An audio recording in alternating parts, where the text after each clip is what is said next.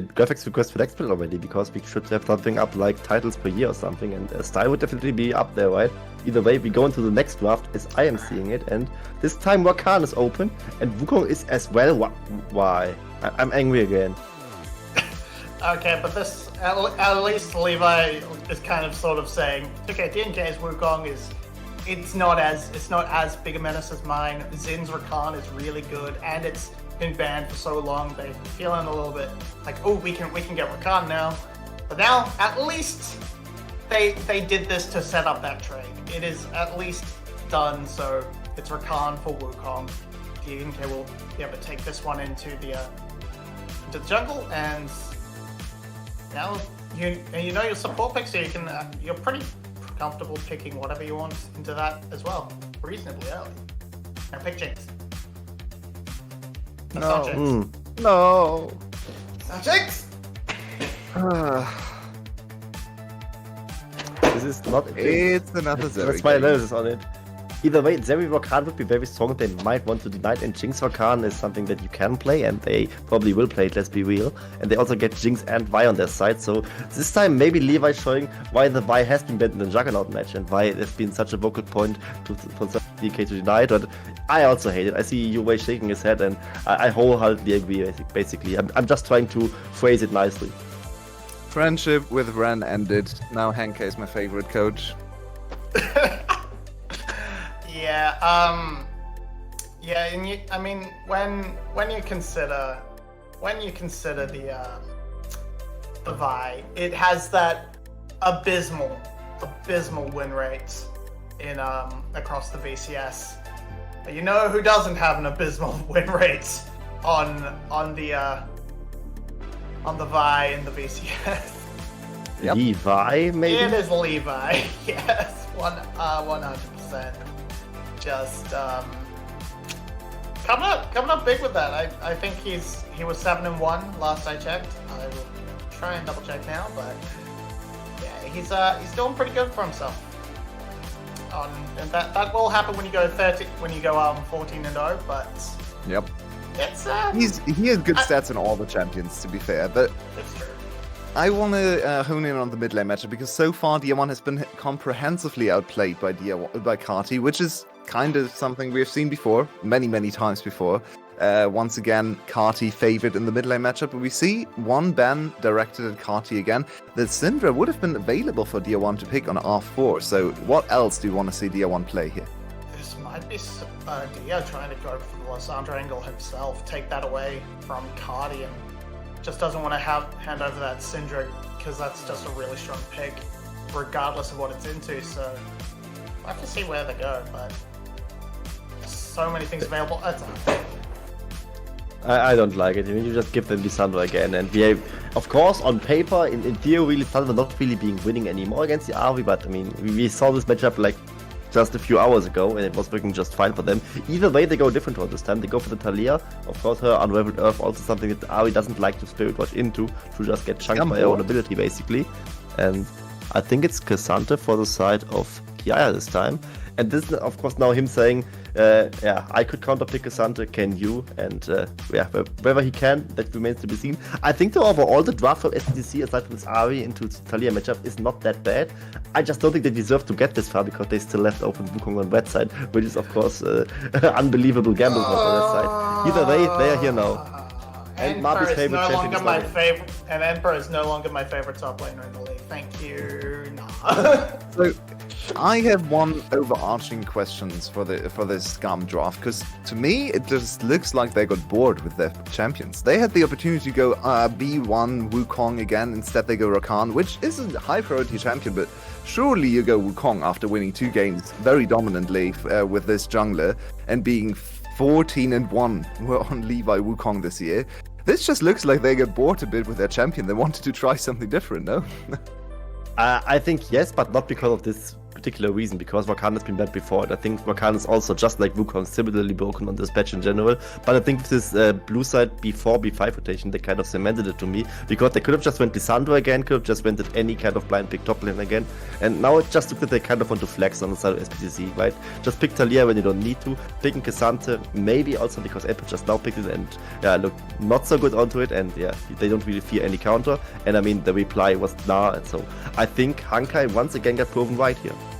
Yeah, I think maybe the reason for Talia is it's a slightly nicer combo with the buy in specifically, as well as being a little bit safer into that RE matchup, perhaps with the Unraveled Earth being able to deny a lot of Spirit Rush. But yeah, the Cassante really just said, all right, we've banned Gwen, we've banned Fiora, you banned the Jax. We can just we've got nothing, and it's a slam dunk draft.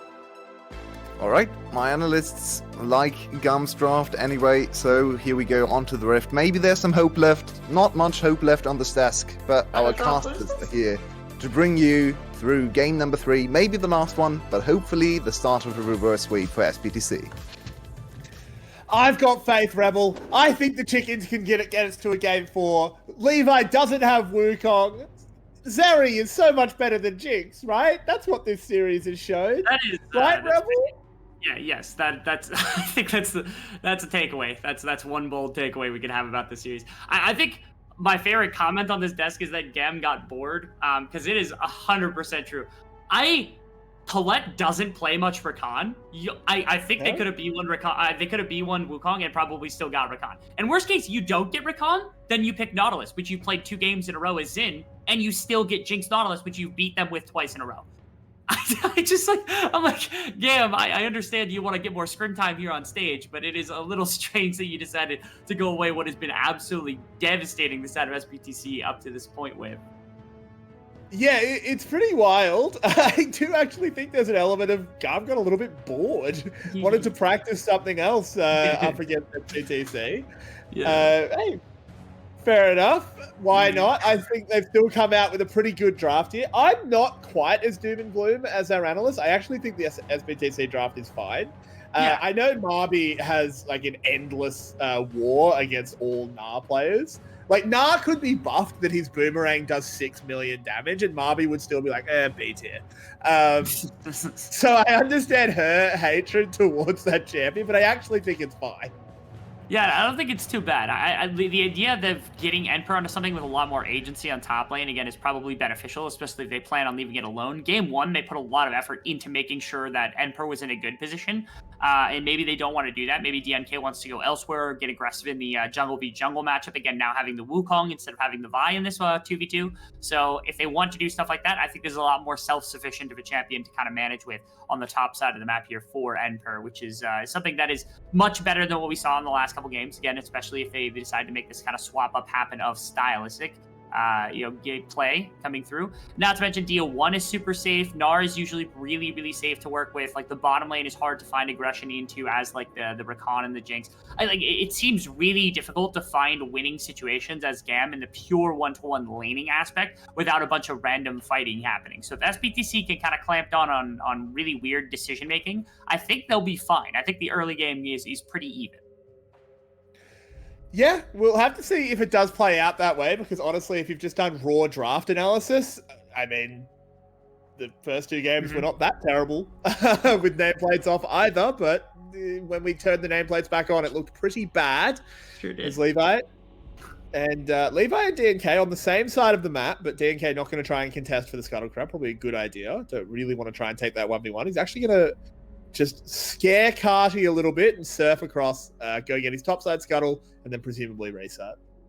Yeah, nothing too wild in that circumstance. Everybody seems to be doing okay on both sides of the Rift. Again, it's a very quiet beginning to the game. A lot of farm being traded back and forth. Nothing crazy. As our first neutral objectives start to pop up, you got to notice what we're going to do with some of the neutral objective and some of the wave control here. I do wonder, both junglers ending up on bottom side, whether or not that makes a ton of difference, because especially in the early game, DO1 with D-mats alongside Kadi with D-mats means that Kadi should still have wave clear advantage. At level 6 should be able to roam faster with the wall to make an attack happen towards bottom side. And so with Jinx Rakan playing into the Zeri Nautilus and with like the Vi, normally your 3v3 is not great, but Talia has first move. And I wonder if at some point they actually end up making that aggression happen if GAM decides to try to bait with their kind of weaker 3v3 around the Dragon Pit, and they end up getting a big play off the back of Kadi being able to roam very quickly. We do see Tier 1 getting good shove here. Lovely trade there, landing that last Orb of Deception. So Kadi has been poked in pretty hard, but Dia, you can tell he's pretty scared, doesn't know where Levi is, doesn't want to try and push his advantage at risk of finding himself on the wrong end of a Vi.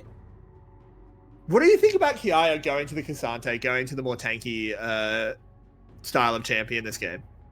See, I don't mind it because they were blind picking and there wasn't anything, I think, remaining that they really wanted to give as an option for Emperor to counter kind of no matter what the circumstance. I think with the Talia, you do have to bridge a bit of a damage gap just in case, and so you needed something with a bit more damage. I almost would have liked Malphite here. I know blind that there's some champions that do okay into it. We've seen responses in like other tanks and things like that Emperor has been able to bring out. But it feels like a champion that could have fit very well into this draft just because, again, you have a bunch of dive alongside the rest. The laning phase should be perfectly fine. There were a lot of champions banned out that were maybe wouldn't have had the greatest of matchups, and I doubt Emperor had anything very specific to break specifically that one-to-one matchup up against the Malphite. So, but I get the idea of, again, Kisante's got pretty decent damage for a tank, being able to bridge a little bit of the damage difference between the two teams in the right circumstance, and also having a fine enough laning phase that there's a lot of champions that don't break it during like the pure one-on-one, that Emperor wasn't going to be able to abuse it purely. Yeah, and so far, we are only 6 minutes in, but this is a much better start here for SE. Once again, they get the first dragon, but this time they aren't hemorrhaging anywhere else. There's no lead in the top side. It's dead even up there. The bot side, everywhere's pretty much just even. And so far, we like this for SBTC because last game, things were not even. Yeah, I mean, the first two games, by basically the 10-minute mark, there was like a 2K advantage going to the side of GAM. So if they're able to maintain this for the next 3.5 minutes, we are okay. We're big and chilling if we're on the side of SBTC, as they don't have to worry too much. They do still have to win out team fights, which is something they have yet to be able to really do in this series. But again, they're oftentimes fighting from a disadvantageous position. And so in a game like this, you do still have to worry. But Slater's team fighting has been really good. Slater's been able to put out some really significant damage inside of just pure 5v5 plays. Yeah. 4 members of SE here. They flash forward. They're just going to completely lock him down. First blood goes over to Slater. Lovely executed dive.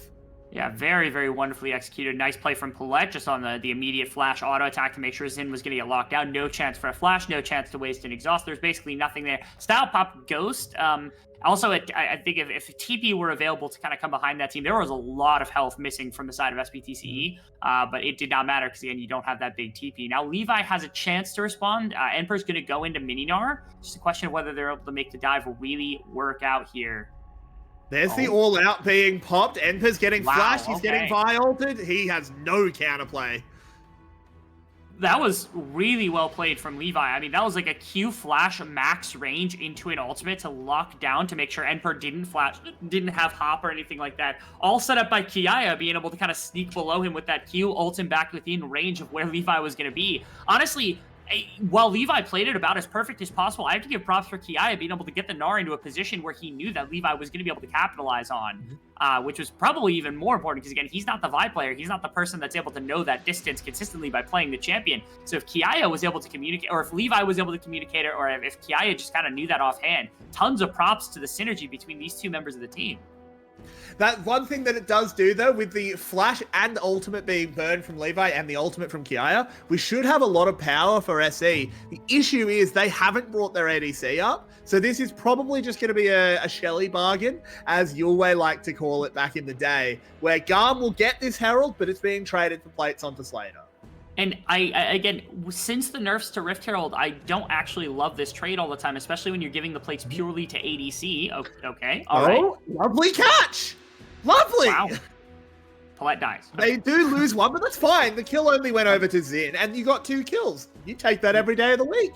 2 kills onto Ari and the plate and extra plates on the bottom side. I mean, look at that. Slater got 3 full plates on the bottom side beyond everything else that went down here. SBTC, they feel so much better about this game. And that's just reapproach from Kadi. He's kind of disrespecting more or less, thinking he could avoid the charm. Ended up getting hit by the charm, ended up getting hit by the hook on the way in.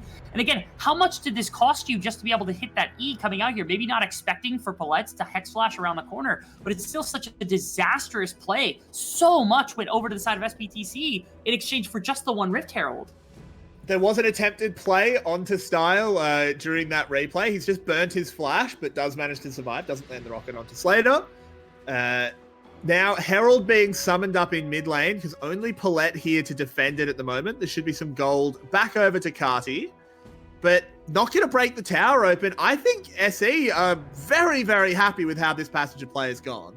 Yeah, that was certainly in this series the best that I think we've actually seen them get from basically any play. Like SBTCE could not have asked for a better, like a more beneficial way that this entire play ended up playing out from start to finish. Because it was, okay, you get to play against bot side because you throw 4 members down there. You give up Rift Herald, and the trade-off is you get this really, really big flux of players walking into mid lane, punishing Kadi, getting 2 more kills on your mid laner, grabbing plates onto both Slater and onto the mid laner, and then to boot with the roam back to bot lane. It was unexpected, and Style apparently wasn't ready for Palette to show up on the bottom side alongside Slater, and the flash gets burnt, and then you end up with the flash, and then finally capping off with a bit of play right there, which is just absurd to think about. That the Rift Herald ended up getting a few plates back, a little bit back to Kadi, but it's not that much in terms of payment for what SBTCE was able to get in response to that 1 Rift Herald.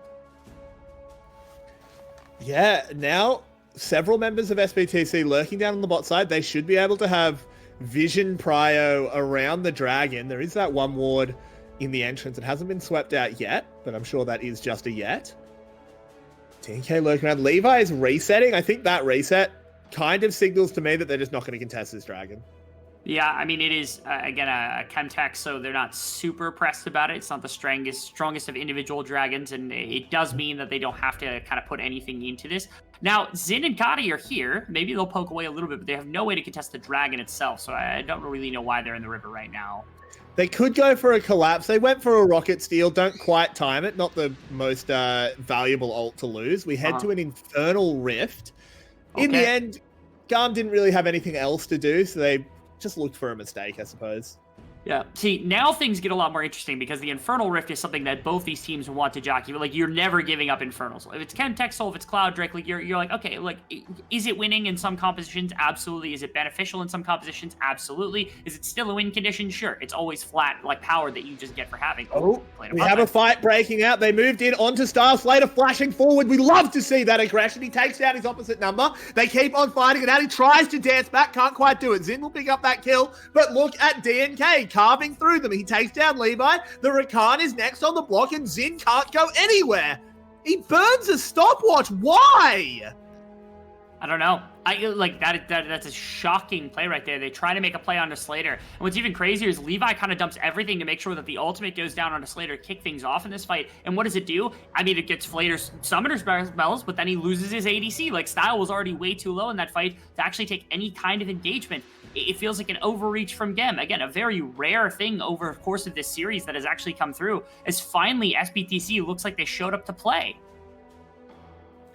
Now, up on the top side, Kiaya having a bit of a crack at Enpa. I don't think this really goes anywhere. That stopwatch was doubly disastrous, because not only is a stopwatch a huge resource, right? You now no longer have that for the rest of the game.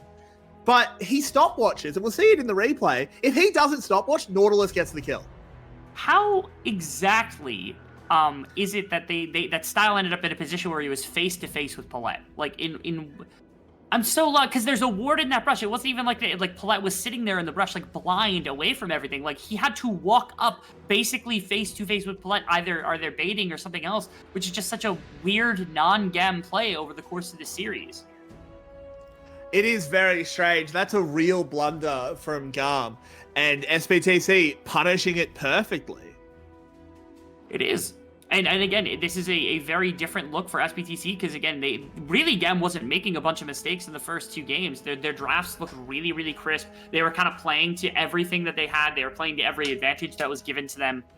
and there really weren't many moves that SBTC were able to make. And so in this game, the fact that they have this kind of agency, I mean, we talked about it. This team has always been famous for having kind of bad mental, but this game, maybe they got a bit of a reset. Maybe they got a little bit of a, DNK got a bit of a kick. Yeah, dinner buff of being able to clear that mental. DNK is just hungry. He needed a Snickers, and as soon as he had that, I mean, he's done. Like, that's it.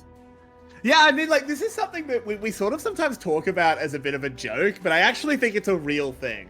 I was actually talking to Hanke, GAM's coach, on Friday night after they beat SBTC last time, saying, like, this 20-minute break that the teams get when one team hits match point is actually a really big deal. And he acknowledged it. He said, yeah, it is. It is a really big deal because you do get a mental reset when you're facing match point, being able to have that period of time where you just get to catch your breath, your coach gets to calm you down, talk things through. It's a huge deal. And we're seeing some of that in this game. And especially with the coaches that we have here, with like Hanke and Ren as being two of the best coaches, you have to know that, like, walking into this series, walking into these breaks, you're going to get so much more value out of these from, from the perspective of these players, from the perspective of these organizations, given the credibility of the coaches that they actually have here, and just how talented that they are in terms of getting their teams into the right position. Again, we're still trying to figure out what Ren is cooking in terms of the draft, but I mean, in terms of game planning here, did much better in terms of this game, did much better at kind of scripting out everything that was going to occur over the course of this one.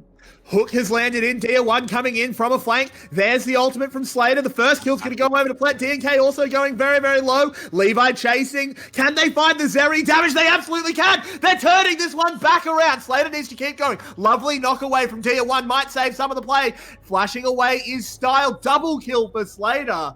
3 for 2 in the end. The chickens are on top.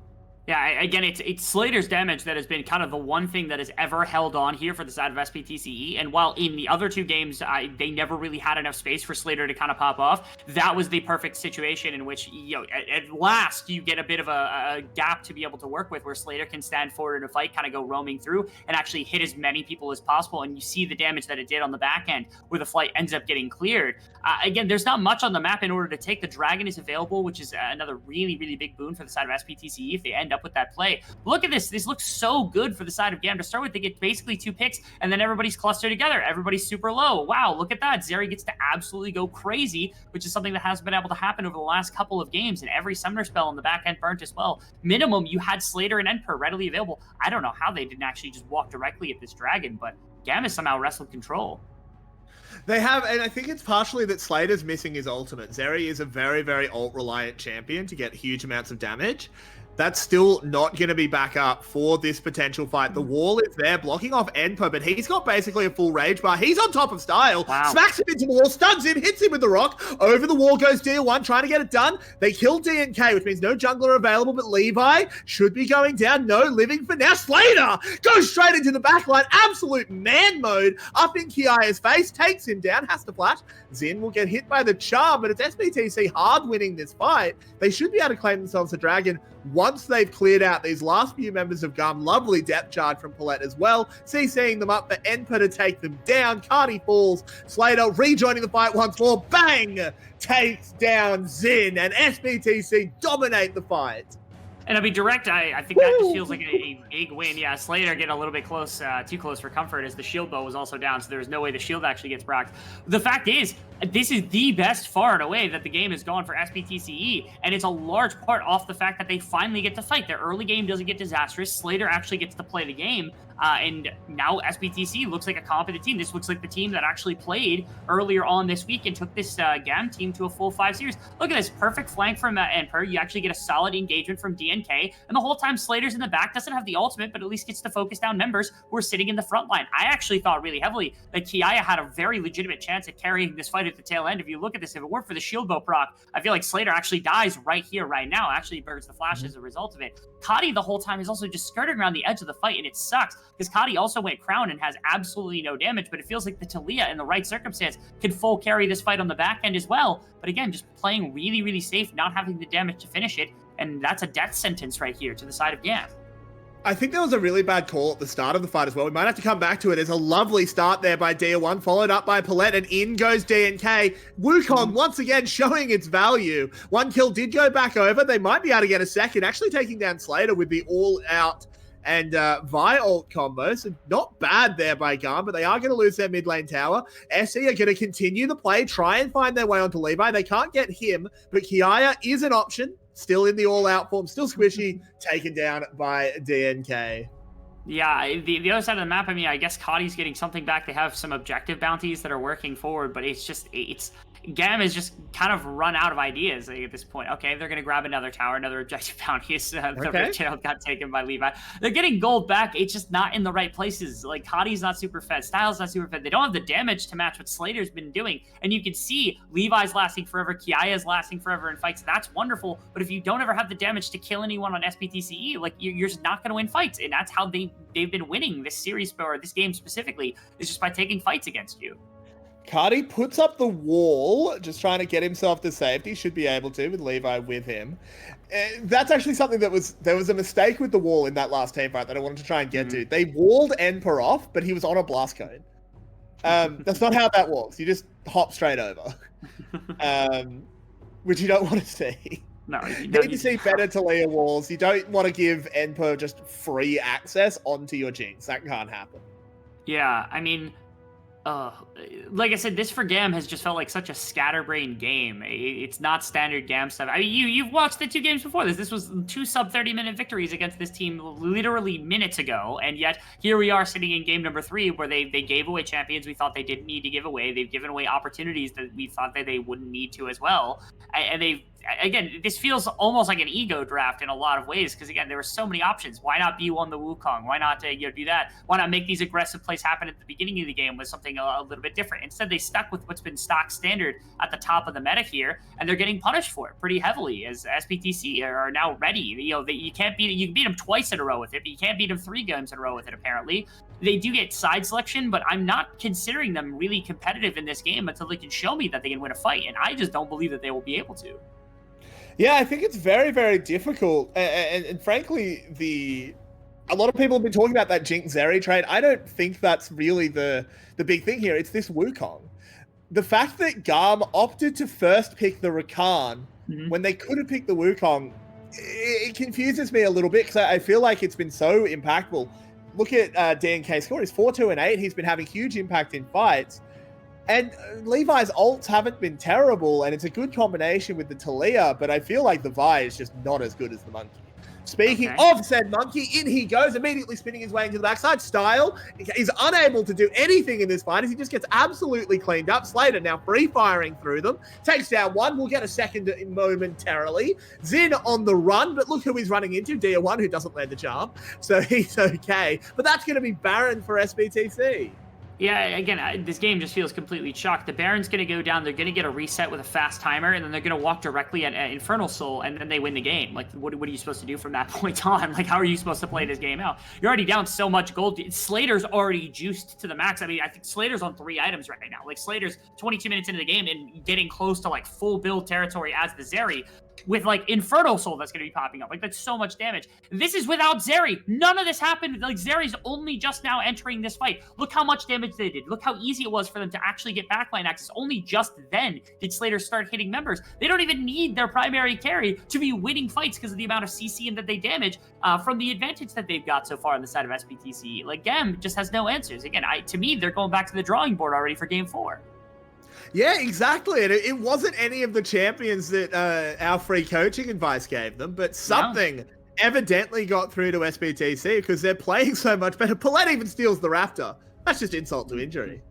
Just a little bit. And now, using this Baron buff, they're shoving up bot lane. Like, they're going to shove up mid lane. It's going to be really simple. There's a split push from Style on the other side of the map. I'm assuming they're like, okay, Style, you get free gold because like they're going to go for Infernal Soul. That makes a lot of sense. Ari's there to punish. There's some hover. That's just the wrong play. Like, there's no way. Like, what are you going to get, an objective bounty on your Jinx in exchange for Infernal Soul? Like, the game is lost. Like, this isn't going to save it for you. What are you going to get, like, almost 2 items or almost 3 items on Jinx? You're going to try to push for Infinity Edge? Like, it's never going to help. And look at this. Tier 1 has gone in, manages to take the Jinx down, goes gold. Can Paulette buy him enough time? They can. And now look at the damage that the Infernal Soul is giving this Ari. He's just soloing them out, takes them down. Double kill for Tier 1. The base is being cracked. I think this was, once again, a professional FF. coming in this game when they don't contest that Infernal Soul. SBTC firing back. Did Crinsty bring about the prophecy saying that our segment making fun of them was going to get replayed over and over, making us look very silly as Kiaya on the run needs a little bit more damage to him? There it is. Cardi has to go back to his fountain as Slater is machine gunning damage over them. The Nexus will fall, and what looked like a dominant series has turned into something with a game 4. See, the thing is that the funniest thing about this, if you turned off nameplates and you